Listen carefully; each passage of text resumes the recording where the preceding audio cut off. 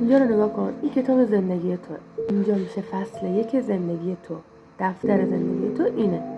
تازه شروع کردی، میخوای زندگی تو تغییر بدی، میخوای کسب و کارتو بسازی، میخوای پول در بیاری، میخوای مستقل بشی و هر کاری که میخوای بکنی اینجا تازه شروع کردی.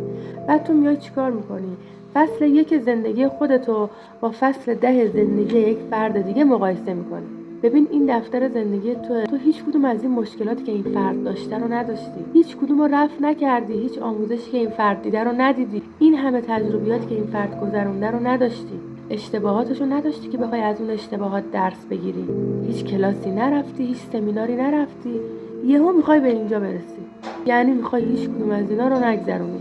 بعد میدونی تبدیل به چه آدمی میشی؟ تبدیل به آدمی میشی که هیچی بارش نیست، هیچی بلد نیست. 4 تا آدم دیگه بخوان برن از تو کمک بگیرن و یه چیزی بهشون یاد بدی، هیچ حرفی برای گفتن نداره. خانم فلانی، آقای فلانی، یه نصیحتی به من بگو.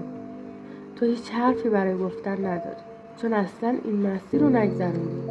پس دیگه نبینم فصل 1 زندگی خودتو با فصل 10 زندگی یک فرد دیگه از ناکجا آباد مقایسه کنی.